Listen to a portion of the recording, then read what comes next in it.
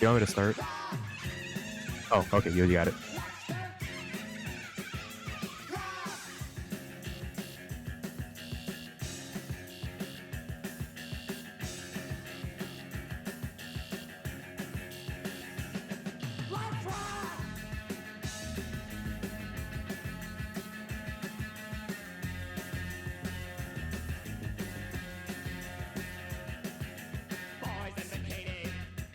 All right, hello everybody, and welcome to the Qualifiers showcase for Dynascape's Intermediate Cup.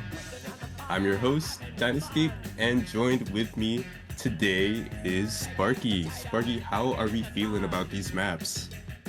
Feeling pretty good about them. I gave them a quick little run through before the showcase happened, and I feel like there's a pretty decent variety for everybody to kind of get basically sink their teeth into. There's a little bit of everything. We try our best to give some variety during these qualifiers. Some people may argue one way or another, but ultimately, I mean, you got to be able to play through these to even make it into the tournament. So, of course, take it with a grain of salt if you feel like these are a little bit too hard. Remember that these are meant to test around mid-game. Some of them might poke a little bit into late game, but it'll get easier if you do make it for at least that first round. Yeah, and let's not fumble around, Sparky. Let's just get right into the map. So here we go into our first map. This is going to be Rice 1, and this is more of our jump stream centric map. It's going to be, once we fix this, it wouldn't be a Holding qualifier off. showcase.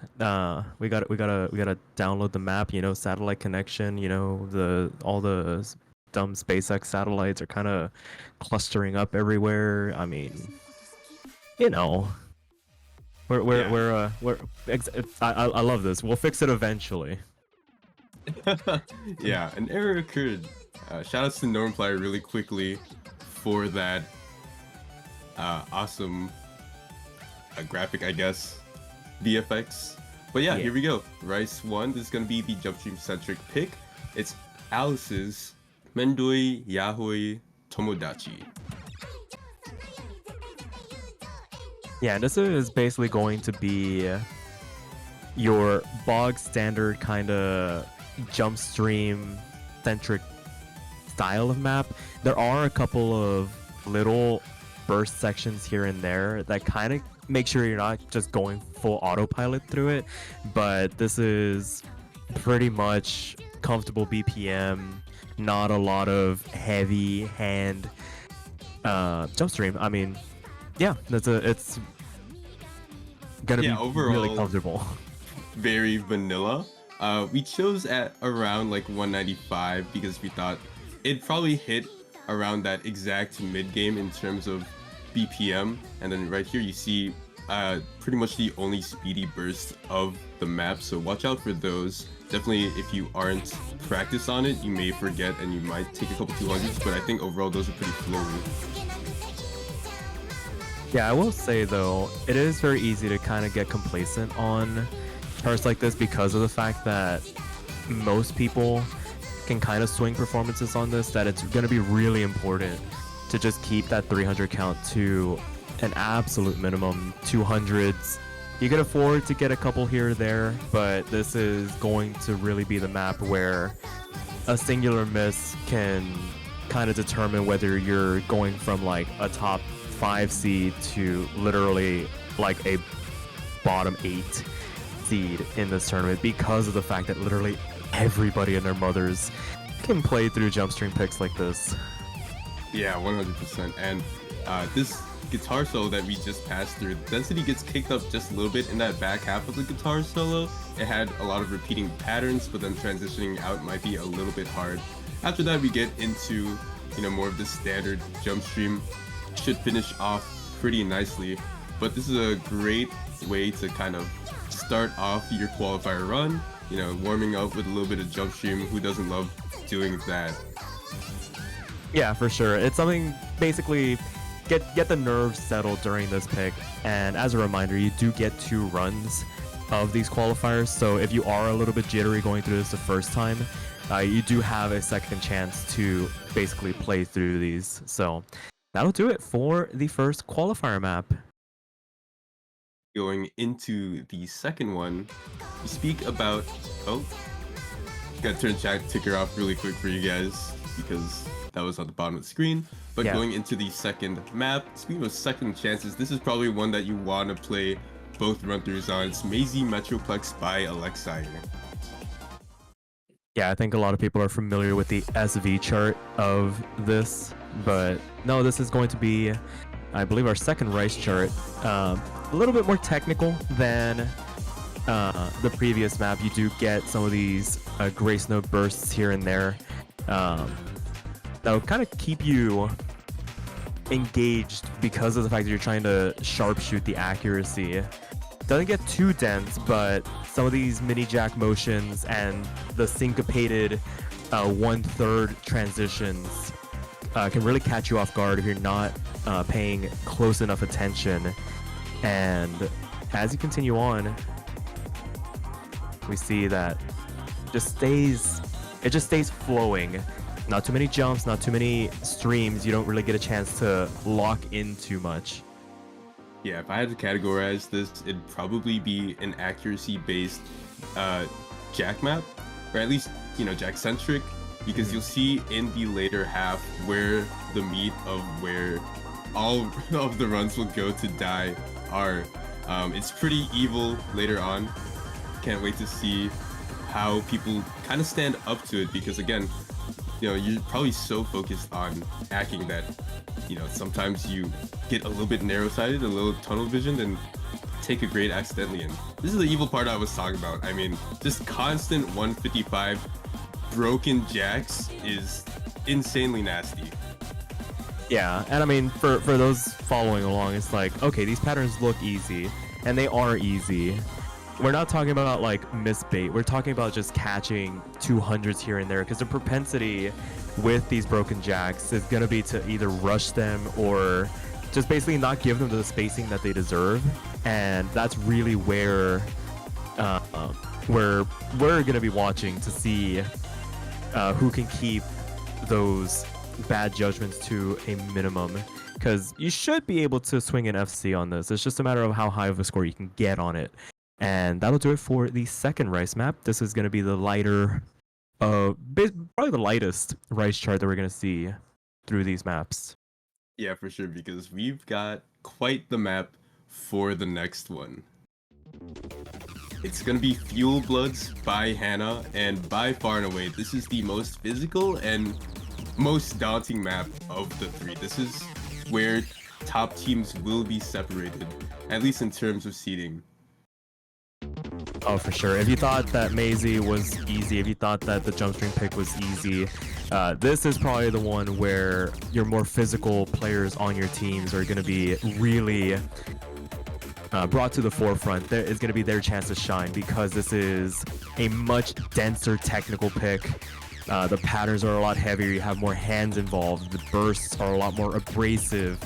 And just transitioning through some of these sections, making sure that you're not finding misses is going to be of an absolute premium, because a reminder, the 2 players on your team have to play through these qualifiers. So got to make sure that if you are lagging behind your teammate, that you're at least able to keep the misses down, try and keep some semblance of combo going to be sure that you're providing enough of a supporting score, because that's really where we see some of those potential top seeds begin to slide down.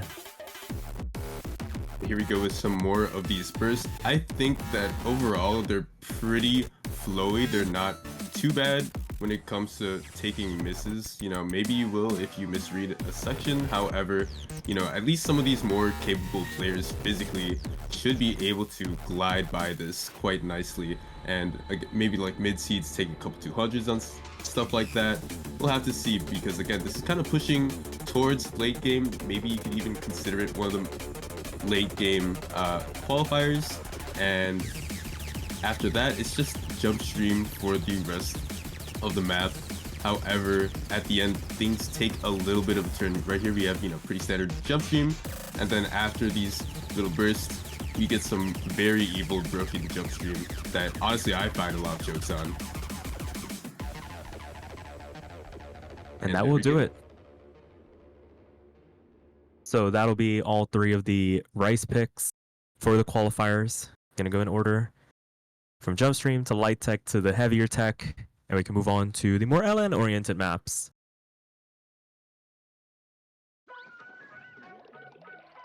Here we go with ballistics. Love it. This is more of a coordination pick, pretty releasey as well. So, a lot of teams will have a bit of trouble trying to gather up 2 FCs in your 2 qualifier runs. It's really important to just try your best and try to minimize the damage that is dealt for your runs, because there's a lot of places where you can take quite a bit of hit to your accuracy. Yeah, for sure. And I mean, this introduction is really light. Be mindful of those shorter 1-4 releases. I imagine that's really where the early accuracy drops might begin to happen. And basically just try and keep your accuracy as high as possible through this introduction, because as we dive deeper into the chart, you start to see a tiny bit of density. Basically the layering gets a little bit more complex in the pattern structures. You're doing a lot more 1/4 runs while holding on to longer LNs, and that's where we're probably going to see some of these runs start to go by the wayside. You can already see a bit of it coming to a forefront. Like I mentioned, the layering just gets a little bit more complicated as you're transitioning through, but it's still relatively fair. Everything's still 1/4 base, so you're not having to really time some of these releases, but you do really need to pay attention to what finger is doing what at any given moment before we make our way into the back half of the chart. Exactly, because you kind of have like these releasey sections, but then you also really have the 1/4 inverse gaps, which is honestly kind of the killer for a lot of grades and misses that will be taken, I expect at least. Hopefully this little section right here is able to get people back up to speed, maybe bump up their accuracy a bit, but then we get right back into the second course, and it's basically a redux of the same thing in the first half, where you're, holding a long note, maybe you're doing a 1/4 release, and then maybe you have an inverse gap on another finger. So a lot is going on at the same time, but I think, again, this is probably very, very manageable for a lot of people in this tournament. Yeah, it'll be interesting to see, because I feel like the rice-oriented teams, or players that have 2 players that are really confident on rice, but maybe don't have as much of a fundamental grasp on LNs, might have some difficulty with this because of the fact that there is a bit more of a coordination element to it. It's going to be interesting to watch, at least from our perspective. But with that being said, we can move on to the 5th map of our qualifiers, and it is going to be Rabbit Hole. Yeah, the very popular Rabbit Hole song was mapped by Mint. This is going to be our density-centric map. Not going to be full density. There is a lot of wildcard elements, but I think a lot of people will find this a lot harder than ballistics, especially if you aren't good at LNs. Yeah, for sure. This introduction, it does bear pointing out that it's like, if you harken back to ballistics chart, these patterns kind of mirror what's going on there. It's just a little bit sped up. So if you want to practice this intro structure, maybe go run through ballistics a little bit. But again, we get a bit more wildcard elements, a little bit more demanding in terms of how long some of these 1/4 LN runs go. Sometimes it's involving 2 or 3 columns at a time, and then you get these grace notes as well, and then you get into the choruses, and things really do start to kick off as well. So be sure to pay attention to each of these individual sections, maybe break them up a little bit to ensure that you have each element down pat. Exactly, and I find this map to be pretty easy to combo overall. It's just really the amount of grades that you take, because I think that at least in the course there are a lot of sections where you can take a 200 maybe in that little inverse gap on the same column, or maybe off of a release. So it's very important to be on your guard at least during the choruses, and then maybe in these parts you can really help your accuracy just a little bit because it's pretty free for these parts. Yeah, I feel like the propensity for a lot of players is going to want to be to overhold through some of those sections because of the fact that you're having to juggle so many things at once that you kind of start lagging behind in terms of the beat that you need to, or the pace that you need to be on to ensure that you're keeping things basically dead center. You saw during this replay, it's like things started trending a little bit more to the right in terms of the UR bar. That just means that you intrinsically want to hang on a little bit longer than you need to some of these structures. Just let the fingers go and you start to find that your accuracy starts to improve on charts like this. Oh yeah, for sure. And I mean, hanging on really is kind of the right word for it. If you're not like absolutely at the top of this tournament in terms of LN and LN accuracy, it's so important to just hang on, really. Is the only way I can put it. Yeah. However, it goes on long enough that it's kind of a stamina test as well. In 173, density-ish sections are no slouch at all for 2.5 minutes as well. Jeez. So Rabbit Hole definitely going to be hitting a lot of teams in terms of accuracy. Definitely help a lot of top teams in terms of their seeding, and one to watch out for when you get into that late game stage. Yep, but with that being said, the final map of the qualifiers is going to be Lapix's Cranberry City, provided to us by Logan.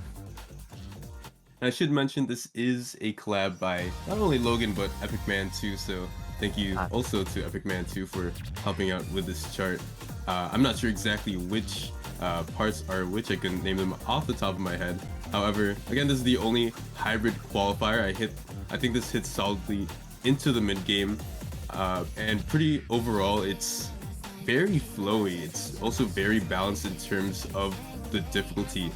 I found that at least the LNs, maybe I take a bit more 200s on, but rather the rice bursts that are included mostly at the end of the map maybe will provide some FC chokes for a couple of teams. Yeah, and really the point for it being the singular hybrid, I think the focus goes away from like, well, how structured is like the balance of the rice to LN, and really it's more, can you transition between the two elements when called upon? Because you see it happen throughout this opening section where you're juggling a couple of LNs here and there, and then you have a rice burst to play through before having to hang on to more LNs. And you'll notice that those LNs do have some staggered releases as well, so definitely want to make sure that you're paying attention to what's being asked of you at any given moment during this chart in particular. Yeah, passing by a little bit of a light density LN section right here, and then we get right back into pretty much what happened in verse 1. You know, just more of these very flowy rice sections in between some held long notes. And here we go into the guitar solo. I think this one was mapped by Epic Man, and this one features a lot of rice, more so than the other parts. And honestly, I found this one to be pretty easy, even though it is a guitar solo. I found it to be so smooth to play and very fun to combo. So Cranberry City, pretty fun map overall. Excited to see what people do on this in terms of how good teams are at hybrid, because I know usually that's an underrepresented skill set in tournament play. So that's gonna do it for all of the qualifier maps. Not really any other announcements. I'll open up the reschedule channel for you guys, and next weekend you guys, or at least starting from today, you guys can schedule your qualifier match with some referees, and then we'll see where it goes from there. You guys, of course, will be able to play through it twice. You don't have to play through it twice. You can choose to leave after the first time. You can choose to pick what maps you want to play for your second run. If you feel like you only did bad on like 1 or 2 maps, you can do that. I'll have all of that listed in the announcement after the showcase. And other than that, we'll have the map pool on the main spreadsheet. But for now, that's gonna do it for us. Hope you guys enjoyed, and I hope you guys do enjoy the qualifier maps that we've cooked up for you guys.